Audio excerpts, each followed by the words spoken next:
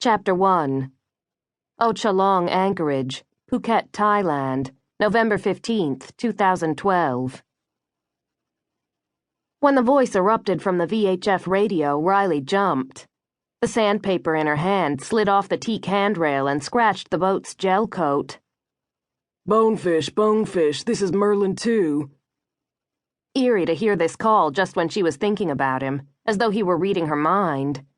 She wanted to talk to him, too. His wet swimsuit lay on the cabin sole where he had stepped out of it, and his iPad and sheet music covered the main salon table. He had been sitting below playing guitar and crooning his Carolina bluegrass while she sanded and put another coat of varnish on the starboard handrail.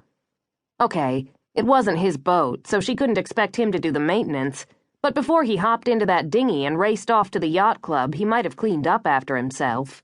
He now spent so much of his life with the 1%, he often forgot how the rest got by. In 2 steps, she was at the chart table and she grabbed the microphone. "This is Bonefish. Up one?" He started speaking immediately on the new frequency. Riley, glad you were listening. I think you'll want to come ashore. Okay, what's up? There's something here you're going to want to see right away.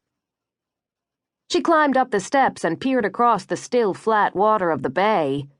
She spotted the lighthouse and then looked right until she could make out the low structure of the Ochalong Yacht Club. What's going on? Are you at the club? Yeah, I played one set, and when I went to the bar for a cold one, Roger told me he had something for you.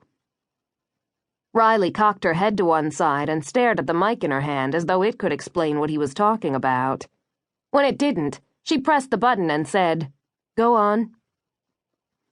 It's a letter, babe. Postmark is Bangkok. No return address. Funny-looking handwriting. Kinda looks weird, nervous-like. Anyway, I figured you'd want to know. A letter for her? Addressed to the Ochalong Yacht Club? Who even knew she was here? When she communicated with her employers at Mercury Security or with her best friend Hazel, it was always by email. Snail mail was about as relevant to her as a vinyl record. Still, someone had sent her a letter. Who the hell wrote letters anymore? There was one very remote possibility. She shook her head. No way. She was done chasing after that dream. Only one way to find out. She keyed the mic. "Thanks, Billy. I'm on my way in." The oars struck bottom, and with one last pull, she drove the flat-hulled dinghy onto the beach. Riley hopped out and pulled the boat a few feet up the sand. She ran her cable around a palm tree and through the dinghy pad-eye, then snapped on the big combination lock. Security was never far from her thoughts, just as when she set her alarm system before leaving the boat.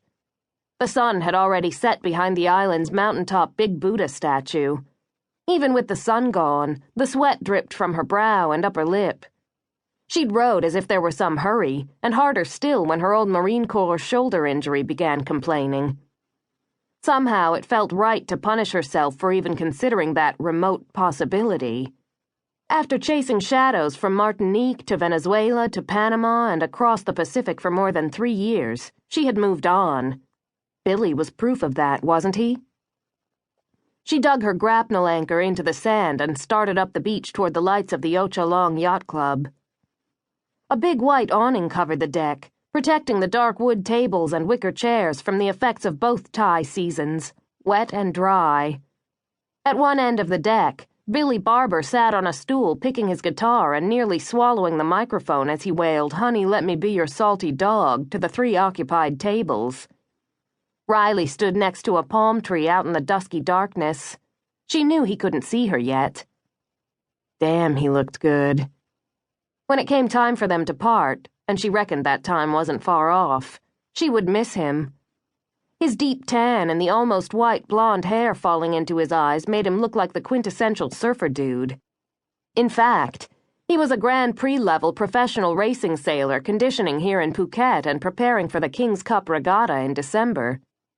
They'd met at a bar that belonged to an Aussie, a former sailor.